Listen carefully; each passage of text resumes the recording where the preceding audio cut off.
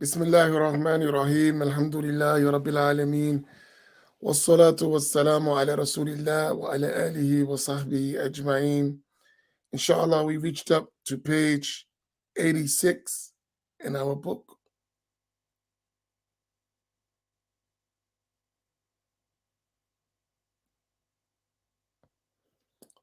On the second paragraph. Bismillah. Let us begin.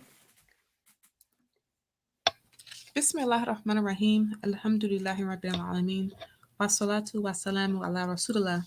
The author, may Allah Ta'ala have mercy upon him, said, we note that the terms inside and outside are ascriptive qualities. In other words, one cannot be used to describe something without the second one being ascribed to something else, both of which share in a single quality, namely corporeality or the boundedness that comes with being a corporeal entity. And keep this in mind, the author keeps indicating this because there are some essential things. Let's keep in mind those words that we mentioned. When the author is refuting these statements of Ibn Taymiyyah, he's concentrating on the concept of negating al-jismiyah from Allah, right? So that's the basis. Whenever you talk about being inside or outside of the world, you're talking about being in a location, being confined, which are all attributes of bodies, which Allah is clear from the attributes of bodies. Now, accordingly, it cannot be said that something is inside or outside unless there are shared qualities of corporeality, boundedness, and limits between it, and the thing it is inside of or outside of. Put simply, both entities must be limited by dimensions for either to be described with something with being inside or outside. This therefore is a this therefore is a relative ascription between two existents and conditional upon both being corporeal bodies with limits.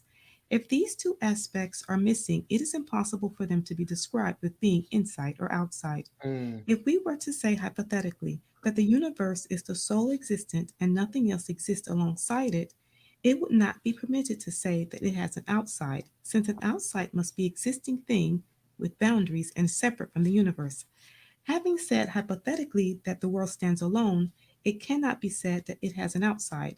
However, if we were to say hypothetically that there are two universes standing separate from each other, the first universe would be outside of the second, and the second universe would be outside of the first.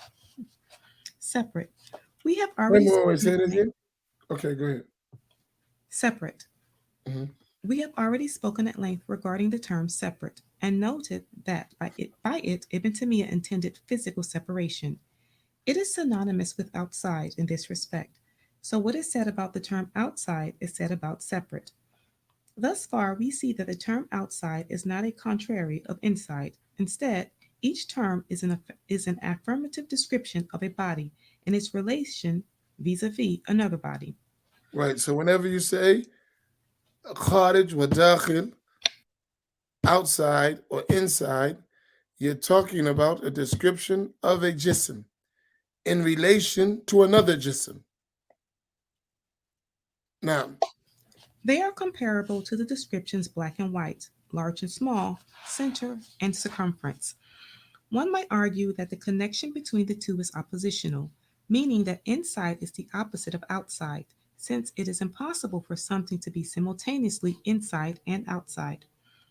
But the second position is that the connection between the two is relative and descriptive, like large and small, and not oppositional, like black and white. mm, That is because black and white share in the existing higher genus, color, while inside and outside do not share in a higher genus. Instead, they are relative descriptions that can only be applied to things with boundaries that have a relation to each other. At any rate, what is outside cannot be inside, and vice versa. For example, if you said that Zaid is larger than Amra, you cannot say that Amra is larger than Zaid. Simultaneously, describing him with largeness and smallness is incorrect. Likewise, simultaneously describing something as inside and outside is incorrect. mm. Inside and outside, as we have said, only apply to corporeal bodies. Having analyzed the individual words, let us that now turn to reside are contained within limits. So it only relates to bodies that are contained in limits, which are restricted to places. And listen, I hope from this you are getting a clear distinction here, because this is the fine line between Ahl Sunnah and others among Al Mushabbiha and Al Mujassima. It's a fine line. It's two distinct, different beliefs. So when we get past the clothes, we get past Assalamu alaikum, we get past the outward, and we go to the heart of the matter, two distinct, different beliefs. Now, that are not reconcilable. You cannot. You cannot have that Allah has the attribute of bodies and He doesn't have the attributes of bodies. You cannot have that Allah subhanahu wa ta'ala is in a place and not in a place. You cannot have that Allah is limited but not limited. You cannot have that Allah has a modality and doesn't have a modality. These are distinct, different beliefs. Is this clear for everyone?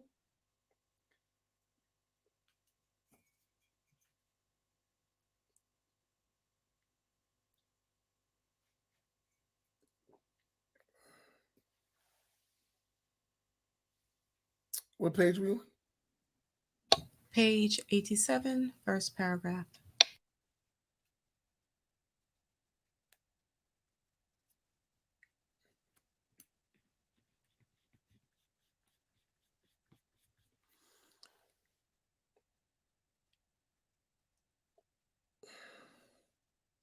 Naam, go ahead. Having analyzed the individual words, let us now turn to their meaning when arranged in our statement. Allah Ta'ala is neither inside of the world nor outside of it. Is this statement really a contradiction of terms or a gathering of contraries, as Ibn Taymiyyah claimed? We have understood from the aforementioned analysis that the terms inside and outside are not contraries, and that is because with contraries, one is negating and the other is affirming, whereas that is not the case here since both inside and outside are affirming. We understand, therefore, that the two terms are either opposites or ascriptives. However, in both possibilities, they are conditioned with corporeality and boundedness. So anything that is not described with corporeality or boundedness cannot be said to be outside or inside a body, as both terms are conditioned with boundedness, direction, and limit, all of which are negated from Allah Ta'ala. So here, at-tahiyyuz wal-jiha wal-had, being confined in a location or a direction or limits are all negated from Allah. Right? That's why Imam al-Haddad, he said, Ta'ala Allahi anil hudud. Allah is clear from limits and boundaries. La tahwihi jihatu sittu. He is not contained by six directions. Jihad is not valid for Allah to say that Allah is in a direction. So these are very important aspects. And to describe Allah with being inside or outside the world necessitates these negated attributes, which are attributes of bodies. Now, as such, our statement that Allah Ta'ala is neither inside the world nor outside of it is not contradictory or false. Rather, it simply points to the fact that it is not possible for Allah Ta'ala to be a physical body.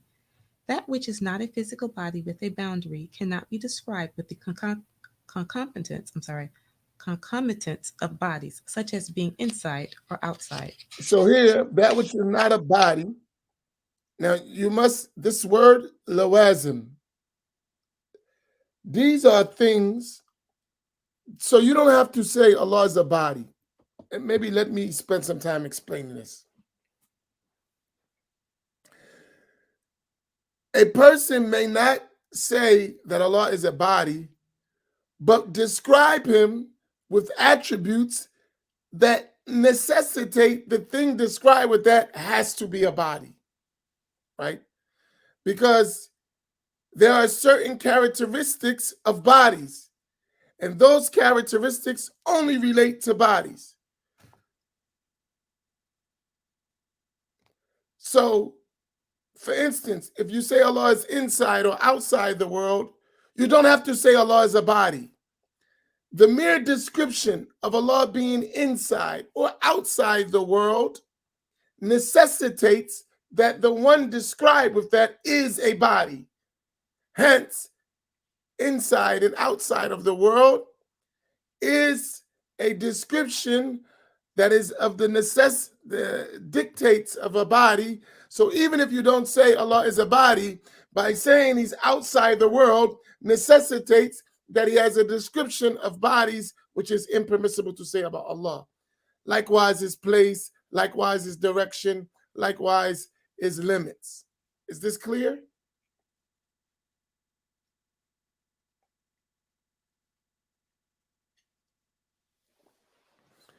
That's what is meant by lawazimul ajsam. That's what is indicated by that.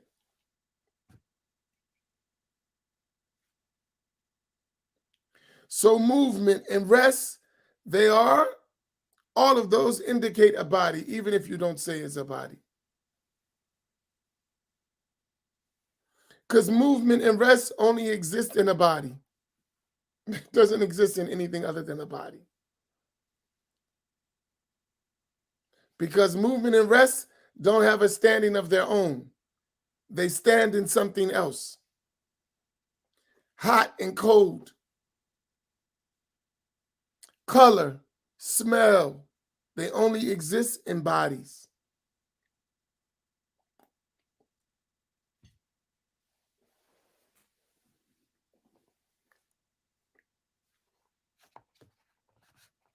Go ahead.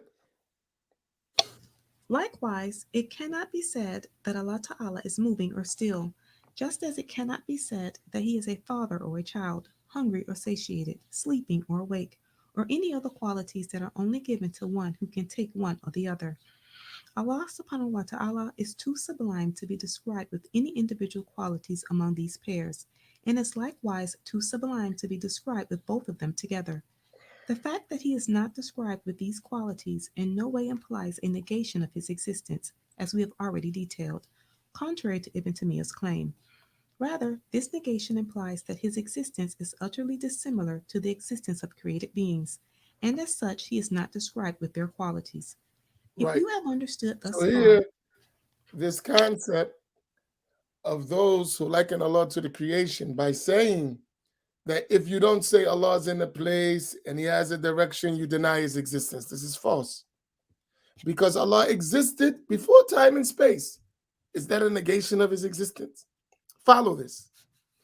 They claim if you don't affirm that Allah is in a direction, in a space, that is denying his existence. What should follow from that is Allah existed before time and space and a place. Did he exist? Yes. So how, after creating time and place, does his existence become contingent upon time and space?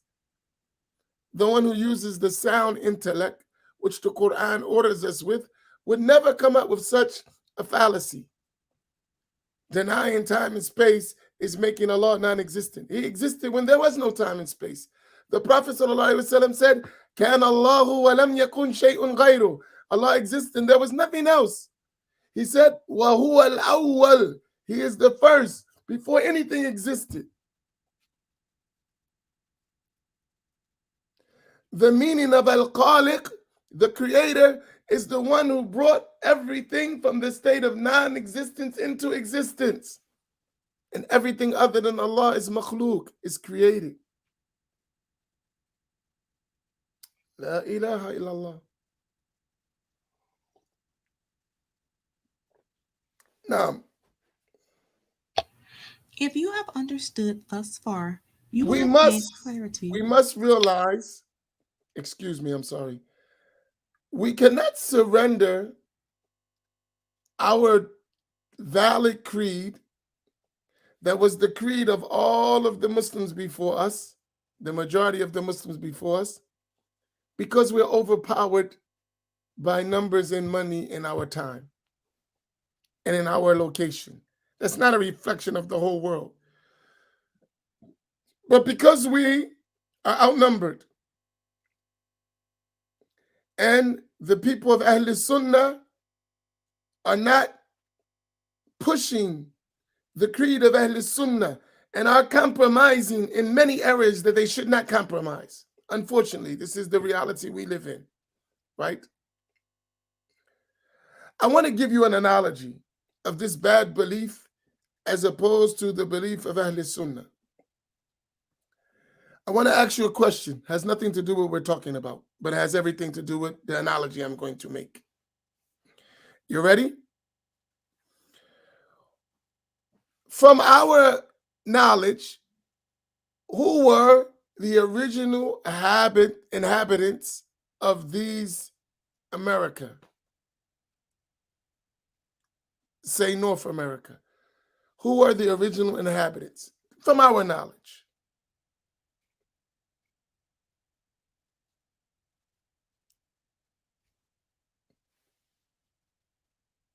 Hmm?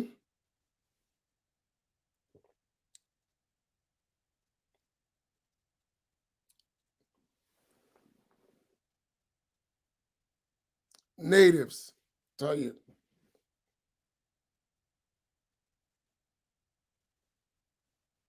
Native American, blacks of Africa. Okay, tell you. Right? All right. Good. What happened to those natives or those original people? What happened to them?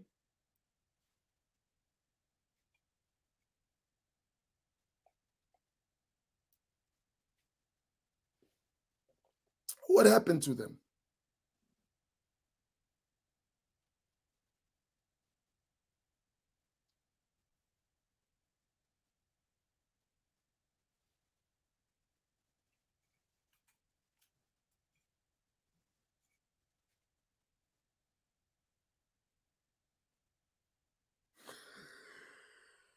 Khadijah's harsh. Dang. Khadijah, that was rough. True, but rough.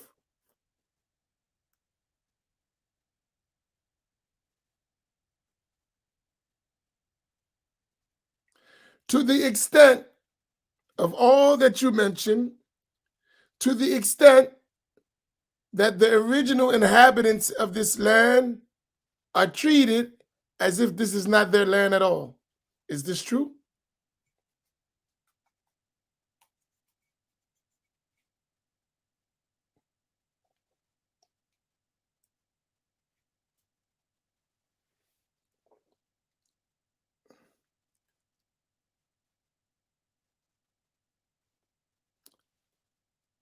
The same will happen if you remain silent about the truth. False claims will become reality among the people. That's why you must always stand up for truth. False claims, if not challenged, not corrected, will be taken as truth.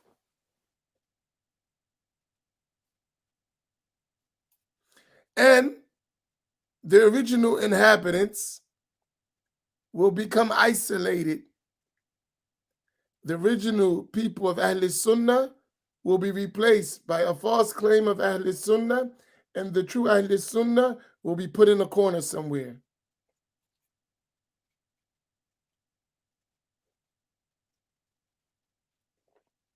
Hence, you find that you will rarely hear this information.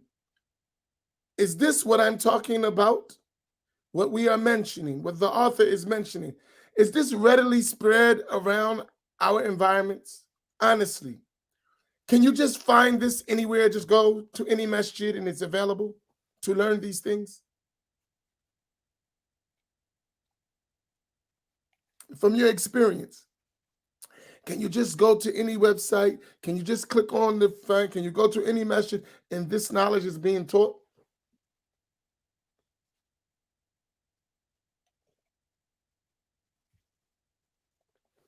Readily available.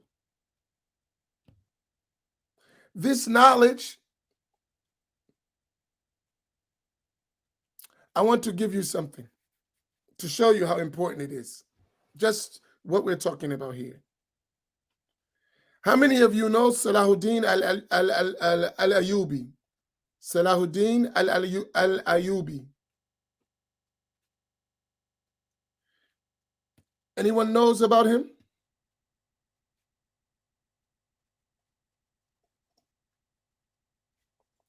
Anyone knows about him? Salahuddin al-Ayyubi.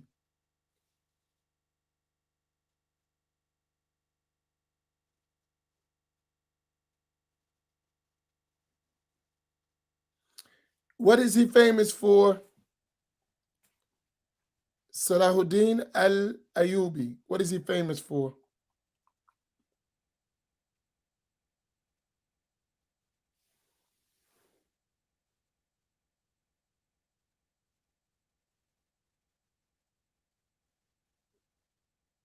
The conqueror of the Crusaders, right? Do you know what he ordered to be done when he was the ruler? And what was the common creed among him? Do you know that? Amongst the people in his time? Does anyone know? I always like to engage conversation because it makes you think. You heard about Salahuddin al-Ayyubi, right? Tayyib. He was Ash'ari, right? No, he was Ash'ari. Kana Ash'ariyan. And he used to have played after the adhan on the minarets.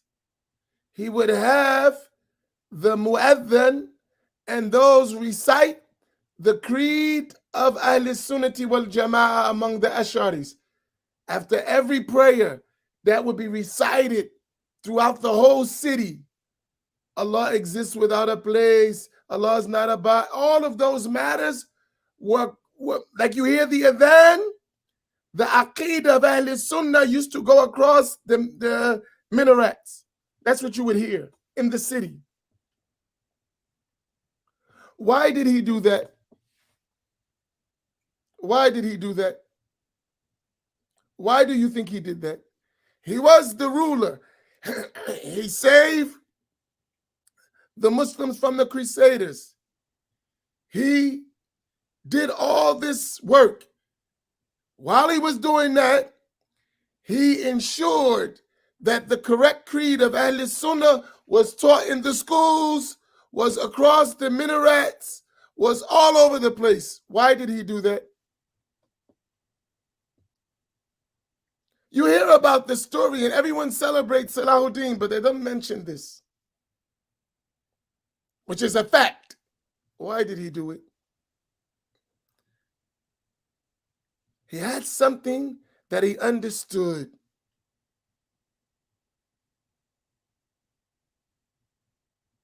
He understood if you want to maintain the people and their protection, you need to first instill in them the correct belief.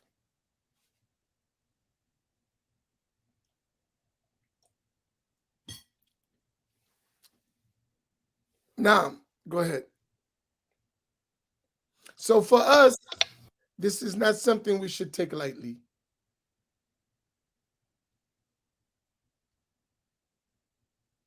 If the great ruler did that, and the celebrated ruler, that's what he did, we celebrate the fact that he freed Jerusalem, and may Allah free it today. But we need more people like Salahuddin al-Ayyubi. and he was a Sufi, he was Ashari, he followed the school of Ahl Sunnati wal Jama'ah, and he established it. Now, go ahead. If you have understood thus far, you will have gained clarity on many of Ibn Taymiyyah's fallacious arguments. Analyzing the statement, he is neither self subsistent nor dependent upon another. Ibn Taymiyyah claimed that the statement, Allah Ta'ala is neither inside of the world nor outside of it, is internally consistent with and equal to the statement, he is neither self subsistent nor dependent upon another. Let us clarify how far off the mark he was and how far he was from the truth in this matter. After analyzing the statement, Allah Ta'ala is neither inside of the world nor outside of it, it is easy for us to explain this. What is meant by the term self subsistence is complete independence and not needing any other in existence. Allah Ta'ala is self subsistent, independent in his essence, which means he is free of needing anyone or anything for his existence. As Allah said, فَإِنَّ اللَّهَ غَنِيٌّ عَنِ الْعَالَمِينَ. He is without need of any and does not acquire his existence from any. As for dependence, it is to be independent and in need of another for existence. In other words, for something to need something else for its existence, making its own existence acquired and non essential. Obviously, the first part of the phrase is the contrary of the second phrase. If we say that Allah Ta'ala is self subsistent and dependent at the same time, it will require the gathering of two contraries and necessitate that he is simultaneously free of need and in need, which is clearly false. Likewise, if we say that Allah Ta'ala is neither self subsistent nor dependent, it will require the negation of two contraries and would be the equivalent of saying he is neither free of need nor in need. Now, it is rationally necessary that Allah Ta'ala be described with self subsistence and freedom from need. To negate both assumes the negation of one of Allah Ta'ala's essential attributes. By the same token, to affirm both assumes the affirmation of an imperfect attribute for Allah Ta'ala. Clearly, both of these are false. It is here that the meaning of the phrase, Allah Ta'ala is neither inside the world nor outside of it, parts ways with the meaning of this phrase. The subject of the phrase, he is neither self subsistent nor dependent, concerns attributes of the essence, not descriptive qualities, and it revolves around affirmation or negation. Meanwhile, the phrase, Allah Ta'ala is neither inside the world nor outside of it, says something about attributes of the essence. The former concerns ascriptive qualities and the latter concerns qualities of the essence. The terms inside and outside only make sense in the context of two existence, while affirming self subsistence for Allah Ta'ala does not depend on the affirmation of another existent that is in need of Allah Ta'ala. Rather, Allah Ta'ala is pre eternally self subsistent and free of need before the creation of the cosmos and after it. That is because self subsistence is an attribute of the essence, whose understanding and affirmation are not conditional upon the existence of something else that is not described with it, and which is the converse of independence, namely need. From this analysis, it should now be clear to you that the two phrases are not the same, and that Ibn Taymiyyah's comparison between them was false and based on fallacious reasoning. وصلى الله على سيدنا محمد وعلى آله وصحبه أجمعين.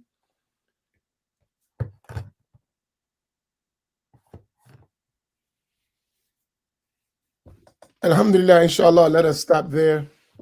I remind you tonight, today's Saturday, right? Yes. Sheikh Walid Rifai will continue with his book, the Creed, the Sanusi Creed, at 8 o'clock. Let me take your questions. Oh, I'm sorry.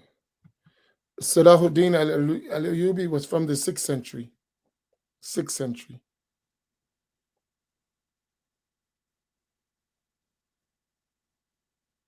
Mm-hmm.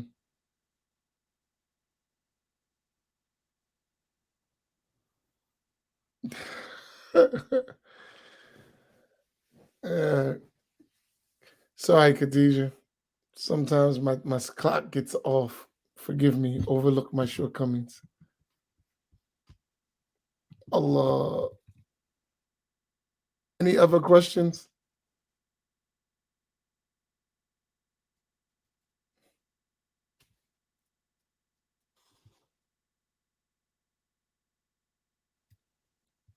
We're good? No questions? Clear? Allah, how long we got to go? We're moving along.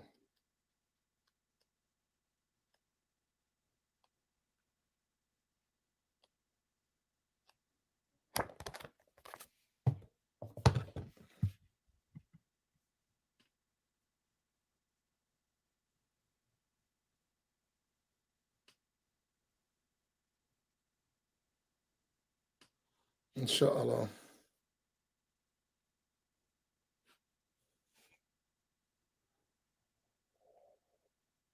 Okay. No questions, right? That's for Isa.